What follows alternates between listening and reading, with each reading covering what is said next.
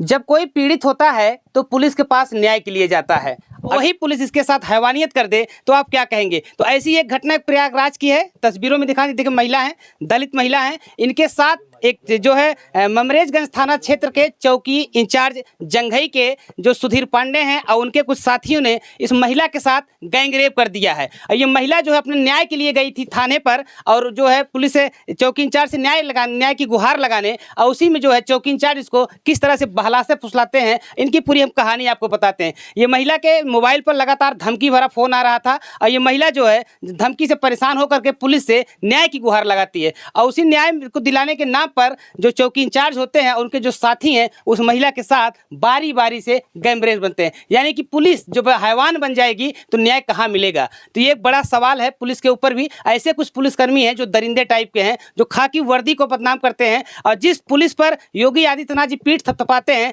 ऐसे पुलिसकर्मी उस पुलिसकर्मी को भी बदनाम करते हैं। तो महिला हमारे साथ हैं, हम इनसे बात करेंगे क्या कुछ इनके साथ घटना हुई थी, किस तरह से घटना हुई थी, हम इनसे पूरा डिटेल निकालते हैं। जो है क्या हुआ था जब आप थाने पर गई थी, क्या मामला था आपको लेकर के। हमें धमकी फोन आता रहा, धमकी भरा आपको फोन आ रहा था, उसके लिए आप जो है पुलिस के पास हाँ गई थी। गई एप्लीकेशन दे। हाँ। तो वहाँ पे संतोष पांडे मिले, बोले एप्लीकेशन जाके लिखवा के लाओ, और नहीं तो लिखो। हम कहा हम पढ़े नहीं है। बोले जाओ लिखवा के लाओ। तो हम लिखवा के लेके आए। अच्छा। दिया सुधीर पांडे के, कहा चलो ठीक है हम देख लेंगे, और नंबर मेरा ले जाओ, अगर तुम्हें फ़ोन आ रहा है तो हमें फ़ोन करके बताओ। हम चले गए घरे, फिर फ़ोन आए, फिर आए फ़ोन। अच्छा। दूसरे दिन आए फ़ोन, तो हम फ़ोन करके हम बोला, हम कहा सर हमारे पास फिर फ़ोन आ रहा है। तो कहते हैं चलो ठीक है चौकी पे आना। तो हम कहा चलो ठीक है आऊँगी। तो फिर गए वहाँ, तब बोले कि चलो ठीक है जाओ बैठो। बैठी बैठे बैठे बैठे बहुत टाइम होने लगा। फिर कहते हैं जाओ अभी कोई है, जाओ बैठो, फिर हम बाद में बुलाते हैं। चौकी इंचार्ज बोले। हाँ, तब आदमी बहुत थे, नहीं कुछ बोले, कह रहे जाओ। फिर वहाँ बैठे टाइम हो गया, हम कहा सर मैं जा रही हूँ। कहे चलो ठीक है जाओ। हम चली आई घरे। तब कहते कि चलो ठीक बाटे। रात के 1 बजे फिर फ़ोन किए, कहे तुम कहाँ हो। हम कहा मैं अपने घर पे सोई हूँ। चौकी इंचार्ज आपको रात में 1 बजे फिर फ़ोन करते हैं। कह रहे तुम कहाँ हो। हम कहा मैं घर पे सोई हूँ। कह रहे चलो ठीक है बाहर निकलो, हम तुम्हारे घर की तरफ आए हैं। हम कहा क्यों सर। कहे ऐसे ही आए हैं, तुम आके मिलो। हम कहा हम नहीं आके मिलेंगे। अच्छा। कह रहे आओ मिलो। हम कहा क्यों। कह रहे आओ 5 मिनट का काम है, मिलो फिर जाओ। हम कहा हम नहीं आएंगी। कहते हैं चलो ठीक है नहीं आ रही हो। हम कहा आके हम तुम्हारा वहीं बेइज्जती कर देंगे तुम्हारे घर। ये पुलिस वाले चौकी इंचार्ज बोले। तो हमने कहा सर मुझे धमकी दे रहे हो, एक तरफ से मुझे खुद ही मिल रहा, आप भी मुझे धमकी दे रहे हो। कह रहे धमकी नहीं दे रहे, हम बता रहे हैं। फिर कह के फ़ोन हम काट दिए। फिर दूसरे दिन फिर फ़ोन किए, बोले कहा कि हम घर पे हूँ, बोले कि जल्दी से चौकी पाओ। हमने कहा सर हमें टाइम नहीं है अब। कहा चलो ठीक है बाद में हम बताएंगे। अच्छा। फिर हमें रात को दूसरे दिन फ़ोन किए 1 बजे 2 बजे, बोले कि फिर आ रहे हैं, फिर हम तुम्हारे घर आ रहे हैं। दूसरे दिन। हाँ दूसरे दिन। हम कहा नहीं सर यहाँ मत आओ। कह रहे नहीं हम आएंगे, तुम समझ नहीं रही हो, हम बार बार बुला रहे हैं, तुम आ नहीं रहे, तुम्हारे हम बेइज्जती कर देंगे। फिर हम चुपचाप फ़ोन काट के धर दिया। फिर हमें 21 तारीख के फ़ोन किए। अच्छा। 21 तारीख के फ़ोन किए 6 बजे, कह रही जल्दी आओ जल्दी आओ। हम कहा ठीक है। तब फिर 6 बजे हम घर से निकले चौकी की तरफ। हमें बीच में वो लोग 2 दिन आपसे जो है लगातार संपर्क करते रहे। 2 दिन ऐसे ही करते रह गए।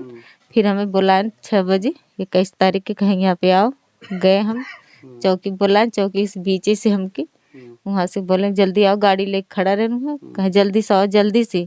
21 तारीख को आप जो है 6 बजे चौकी पे। हाँ शाम को। अच्छा। तो दोस्तों देख सकते हैं जिस तरह से ये बता रही हैं कि चौकी इंचार्ज 2 दिन लगातार इनसे संपर्क करते रहे, रात में भी इनसे फ़ोन पर संपर्क करते रहे, इनको बुलाते रहे, और जब ये नहीं गई तो इनको जो है 2 दिन के बाद यानी कि तीसरे दिन जो है इनको सुबह जो है चौकी पर बुलाया गया। आप समझ सकते हैं यही वो पुलिस है। अब इसी से पुलिस के ऊपर जो आरोप लग रहे हैं वो कहीं ना कहीं एक बड़ा सवाल खड़ा करते हैं। आगे क्या होता है हम इनसे बात करते हैं। जब 6 तारीख की आप सुबह जो बता रही हैं कि 6 बजे हम पहुंची हैं, उसके बाद क्या हुआ कुछ। नहीं शाम को 6 बजे, शाम को 6 बजे तारीख को। हाँ फिर क्या हुआ। बोले कि जल्दी से आओ हम चौकी पर। हम कहा ठीक बा हम आवत है। कहे कि आओ।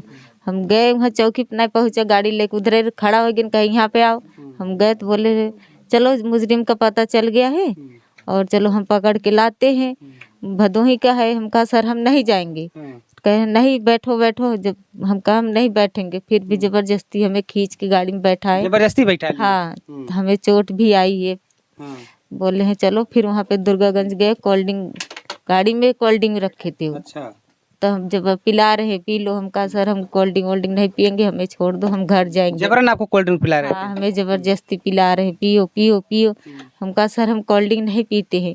कह रहे नहीं पियो, कुछ नहीं पियो पियो। हम कहा सर मत ऐसे करो। जबरदस्ती हमें दोनों मिल के, सुधीर पांडे और संतोष पांडे दोनों मिल के हमें कोल्ड ड्रिंक पिलाए। फिर हम तब नशे में हो गई।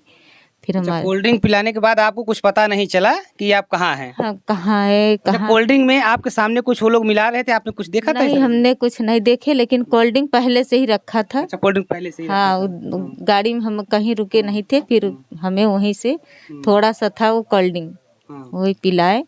बोले चलो, फिर हमें गाड़ी तुरंत चालू करके लेके चले गए दुर्गागंज की तरफ। अच्छा। और फिर हमें होश, मेरा एकदम बेहोशी हालत होने लगी। हम कह रहे हैं सर गाड़ी रोको, हमें होश नहीं है, हम कहाँ जाएंगे कहाँ नहीं, बस ऐसे ही कर करके। और बारी बारी करके वो लोग सुधीर पांडे, संतोष पांडे हमारे साथ रेप करते रहे। हाँ, रेप करते रहे, बलात्कार करते रहे। मैं रो रही, चिल्ला रही हूँ, कोई मेरा सुन नहीं रहा है। काला शीशा बंद है, कांच भी काला शीशा, कोई दिखाई नहीं। उन लोगों से बहुत न्याय मांग, सर मुझे छोड़ दो। लेकिन तो दोस्तों देख सकते हैं, ये वही महिला है जो न्याय के लिए पुलिस के पास गई थी। किस तरह से वो जो चौकी इंचार्ज हैं और अन्य लोग हैं, इनको किस तरह से जाल में फंसाते हैं, गाड़ी में बैठाते हैं जिसमें ब्लैक शीशा लगा हुआ होता है, और गाड़ी में इनको बैठा करके इनको पहले से रखी कोल्ड ड्रिंक पिलाते हैं। और कोल्ड ड्रिंक जो है पीने के बाद इनको क्या कुछ होता है इनको पता नहीं है, बेहोश टाइप की हो जाती हैं। और जब उसके बाद वो लोग बारी बारी से इस महिला के साथ जो है रेप करते रहे। तो अफसर मानी चाहिए ऐसे पुलिस वालों की, जो कि इनकी वजह से आज उत्तर प्रदेश की पुलिस बदनाम हो रही है। कहीं ना कहीं वकील लोग जो तो इनके अधिवक्ता थे, वो वकीलों को लेकर के जुटे हैं, तब जाके इनका जो है मुकदमा दर्ज किया गया। कहीं ना कहीं जब पुलिस वाले इस तरह से करते हैं, तो वही पुलिस वाले कैसे मुकदमा दर्ज कर सकते हैं, ये भी एक कहीं ना कहीं बड़ा सवाल था। तो ये महिला हैं और ये लगातार देखिए किस तरह से रो रही हैं। इनके साथ जब हैवानियत होती रही, ये उसी गाड़ी में चिल्लाती रही, लेकिन गाड़ी का कांच बंद था, तो आवाज़ कैसे बाहर आती। तो शायद ये भगवान से यही गुहार उस समय लगा रही थी कि आकाश हमारी आवाज़ कोई सुन लेता और मुझे न्याय मिल जाता और इन लोगों के ऊपर कोई ना कोई कार्रवाई हो जाती। तो इस तरह से ये पुलिस वाले जो हैं आज पूरी खाकी वर्दी को बदनाम कर दे रहे हैं। क्या कहना चाहेंगी? अभी तक मुकदमा आपका लिखा गया? लेकिन कोई सुनवाई कार्रवाई नहीं, ना वो लोग पकड़े जा रहे हैं, ना कुछ इन लोगों। वो लोग अभी पकड़े नहीं गए हैं? नहीं। तो दोस्तों ये देख सकते हैं कि अभी वो पुलिस वाले फरार हैं। आमतौर पर यही पुलिस वाले इस तरह की घटनाओं में काफ़ी तेज़ी के साथ गिरफ्तारी करते हैं, लेकिन जब उनके ही ऊपर ये आरोप लगा है तो वो अपने मामले में फेल हो जा रहे हैं। उनको ये लोग नहीं मिल रहे हैं। ये पुलिस वाले कहाँ गायब हो गए जो कि चौकी पर बैठे थे, चौकी इंचार्ज बनकर बैठे थे, लेकिन घटना को जब ये लोग गैंग रेप करते हैं उसके बाद ये लोग ऐसे गायब हो जाते हैं। यही पुलिस वाले खोजते हैं और उनको पा नहीं रहे हैं। एक बड़ा सवाल है, कहीं ना कहीं पुलिस की संलिप्तता है। जो इस मामले में जाँच पुलिस करेगी और पुलिस किस तरह से न्याय दे सकती है, आप भी अंदाजा लगा सकते हैं। तो क्या कहना चाहेंगी मुख्यमंत्री जी से? हम योगी आदित्यनाथ से यही गुहार लगा रहे, हमें न्याय दें और लोगों को जेल करे। पुलिस पर आपका भरोसा नहीं कि आपको पुलिस से न्याय मिल जाए? योगी जी पर भरोसा, आपको न्याय मिल सकता है? हमें उनसे भरोसा है कि हमें न्याय दें। अच्छा। तो दोस्तों ये देख सकते हैं, ये पीड़ित महिला है, इनको योगी जी से भरोसा है क्योंकि उनकी पुलिस से इस महिला का भरोसा उठ चुका है। बिल्कुल महिला का नहीं, तमाम लोगों का भरोसा ऐसे टूट जाएगा जब इस तरह के पुलिस वाले हैवानियत करेंगे। तो कहीं ना कहीं पुलिस वालों को ऊपर एक बड़ी से बड़ी कार्रवाई होनी चाहिए, इनको जेल भेजना चाहिए, इनको बर्खास्त करना चाहिए। लेकिन यही पुलिस वाले फरार हैं। ये पुलिस वाले जो है प्रयागराज के जो पुलिस कप्तान है, ये भी उनको पकड़ने में कहीं ना कहीं अभी तक नाकाम रहे हैं।